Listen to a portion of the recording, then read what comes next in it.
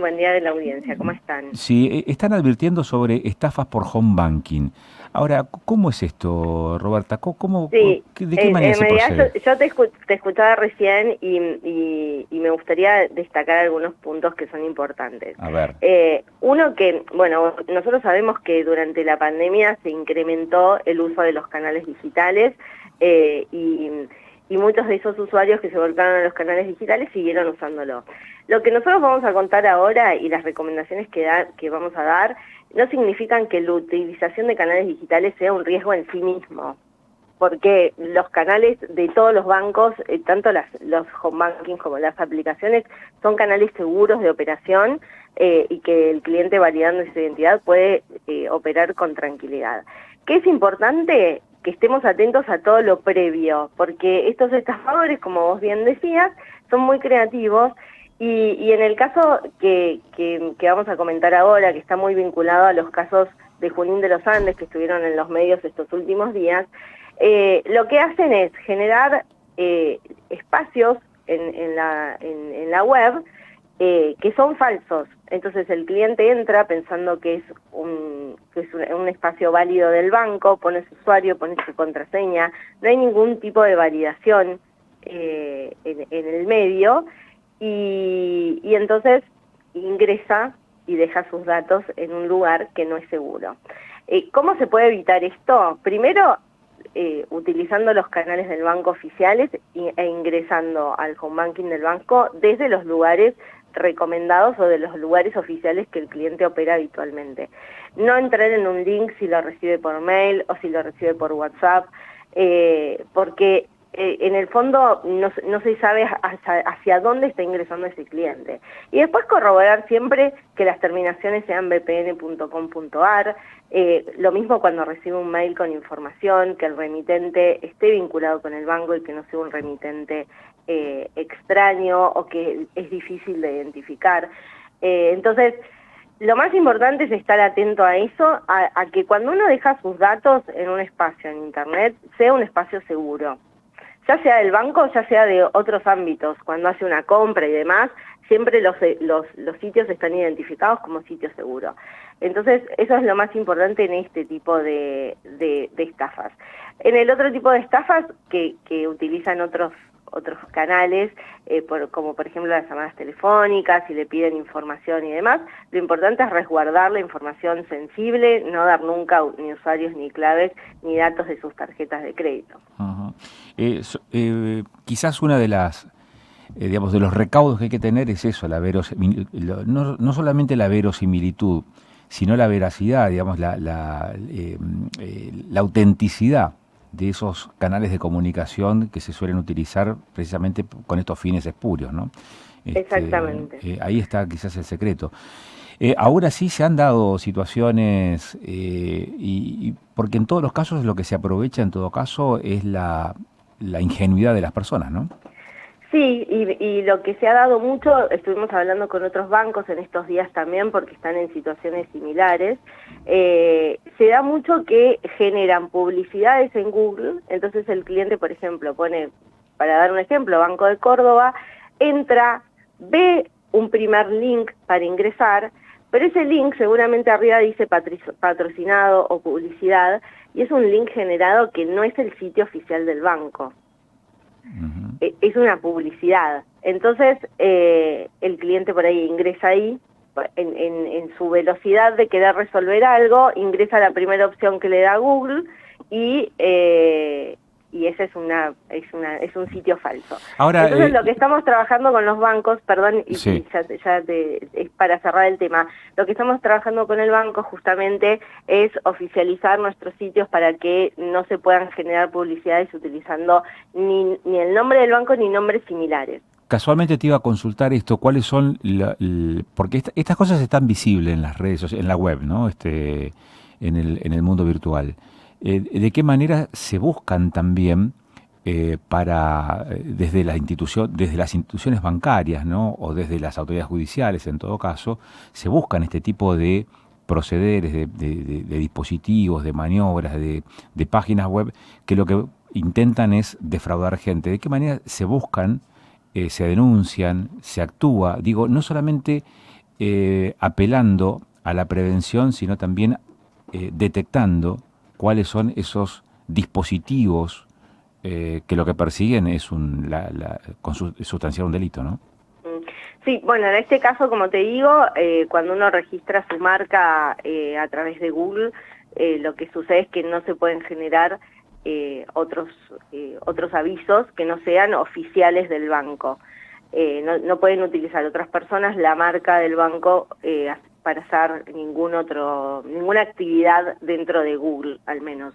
En redes sociales nos pasó algo similar y la verdad que hicimos una campaña con el resto de los bancos, tanto privados como públicos de Argentina, y trabajamos mucho en la denuncia de perfiles falsos porque hubo meses del año pasado en los que se dio esto, pero de manera masiva. Se generaban muchísimos perfiles falsos de bancos por día y contactaban a los clientes. Entonces, como que se va atacando por etapas, porque como hablábamos anteriormente, la creatividad no tiene fin, y siempre nosotros remarcamos en que por ahí salimos mucho en los medios dando consejos sobre seguridad, pero es importante hacerlo porque las mecánicas de estafa van cambiando todo el tiempo y van mutando. Entonces, hay que estar atentos a todo lo nuevo que surge, pero fundamentalmente estar atentos a lo de base, que es no compartir información sensible con nadie, ni de manera digital, ni de manera personal o telefónica, porque no sabemos del otro lado si es alguien que realmente es válido para realizar una gestión o no. Uh-huh. ¿Quiénes son los...? Digo, porque de algún lado surgen este tipo de defraudaciones. ¿Están dentro o fuera del país? ¿Qué información manejan ustedes respecto de esto? No, mira, no tenemos información tan certera y hay temas que también los maneja directamente la justicia y todo lo que es delitos económicos. Pero las bandas que se han detectado son de dentro del país y operan con un circuito de cuentas sobre las que van migrando el dinero y demás. Pero bueno, ya te digo, esto va mutando todo el tiempo y bueno, y las herramientas que utilizan también se van renovando. Uh-huh. Mira, me pasan la información en respecto de, por ejemplo, en diciembre se realizó una transacción en el cajero San Martín, le quedaban 160.000 en la cuenta, 2 días más tarde fue al cajero, no tenía un peso. Ante la desesperación lógica de la situación solicitó más información al empleado bancario, pero le dijeron que tendría que esperar 24 horas para poder realizar el reclamo y por ese motivo realizó una denuncia penal. A ver, tengo otra información, le vaciaron la cuenta y denunció penalmente al BPN. De esta información, ¿qué nos puedes decir? Esto lo de Junín de los Andes. Esos son los casos de Junín de los Andes. Sí. Ambos casos las operaciones figuran como pagos link. Este tipo de estafa, ¿en qué consiste? Consiste en personas que se hacen de la información del home banking a través del phishing, por ejemplo, e ingresan y hacen un pago. Un pago de una tarjeta, un pago de un impuesto, un pago a través de pagos link, que es la agenda de pagos que tiene nuestro home banking. ¿Qué sucede? Paralelo a esto, se generan grupos, por ejemplo en Telegram, en los que ofrecen el pago de servicios al 50%. Entonces, toman personas, terceros, que quieren pagar, por ejemplo, su tarjeta de crédito. Uno de los casos es un pago de tarjeta de más de 500.000 pesos.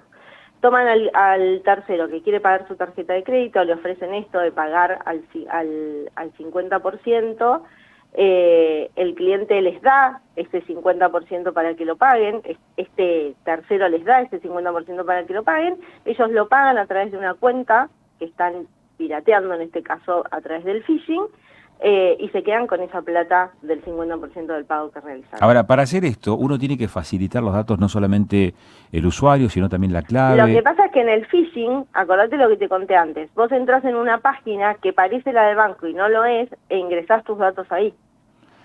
Ok. Entonces, ahí estás dando los datos. Esa página, uno cuando ingresa los datos no lleva a ningún lado, pero esos datos quedan registrados. Uh-huh.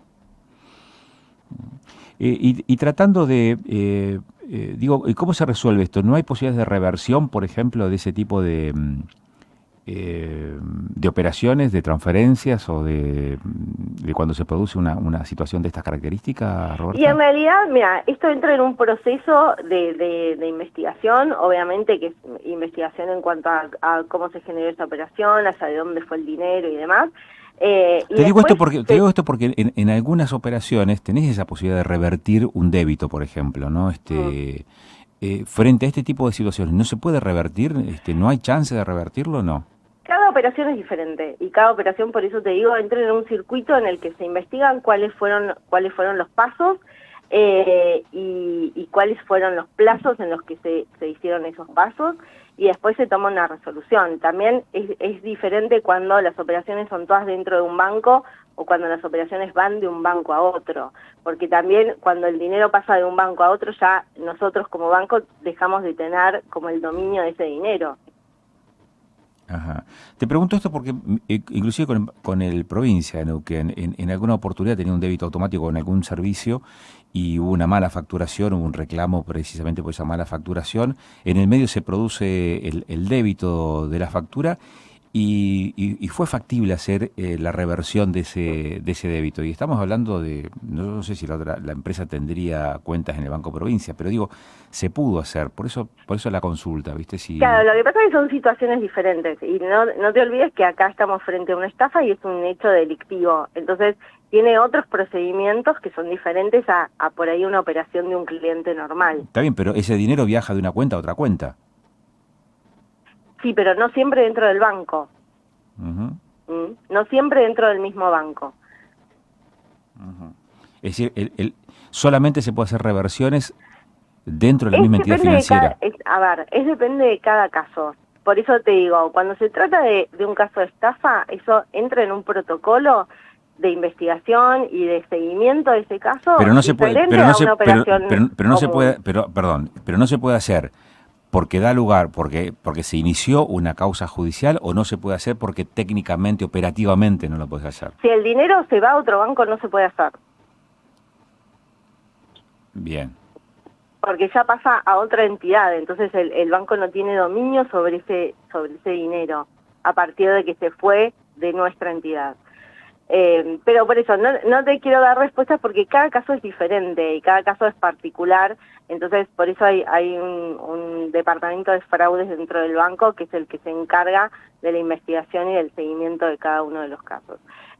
Lo que sí te puedo decir es que estos casos puntuales, bueno, se identificó que se trataba de esto que te comenté, que era un caso de phishing y que se habían hecho pagos hacia otras entidades y bueno, y después se da el seguimiento a ese caso para poder resolverlo de la mejor manera, tanto para nosotros como para el cliente. Vos sabés que cada operación de estas que se hace a través de la web deja huella.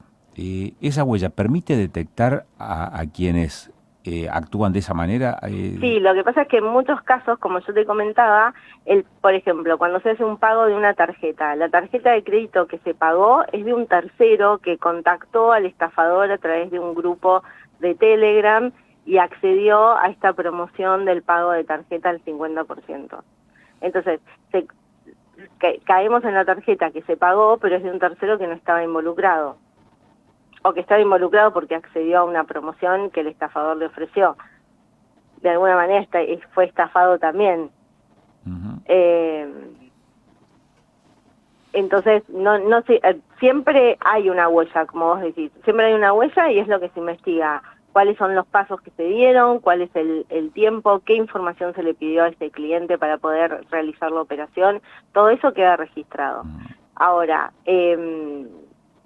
si se puede dar al final de esta historia con el responsable, en muchos casos se puede, en otros casos no. Ujú. Y volviendo al caso de San Martín, Junín, ¿hubo alguna novedad en estas últimas horas o eso todavía está es materia de No, está investigación? todavía en investigación porque es un caso muy Muy nuevo. reciente, claro. Exactamente. Ujú. Sí te puedo dar esa información, que son pagos que se realizaron a través de Pagos Link y que es un caso claro de phishing. ¿Cuántos de esos han tenido en el banco, no sé, en algún periodo, por ejemplo, en el último mes? Roberto? No, mira, las estafas la verdad que fueron bajando significativamente desde que inició todo este tema, que fueron fines del 2018 más o menos. Tuvimos muchos picos de estafas en tiempo de pandemia, y obviamente todos los bancos lo que generamos fueron filtros para que esto no sucediera, y alertas hacia los clientes, y por ahí un delay en la acreditación de préstamos o validaciones intermedias, para que justamente poner filtros y que esto no fuera tan fácil de resolver para el estafador. Esos mecanismos lo que permitieron es que bajara significativamente, pero como yo te decía, todos los meses tenemos alguna novedad de una modalidad de estafa nueva. Entonces por eso es tan importante que estemos atentos para que este número siga bajando. No te puedo dar un número específico de cuántos casos hubo durante el último mes, pero bajaron significativamente de los picos que tuvimos en el 2020, principios de 2021.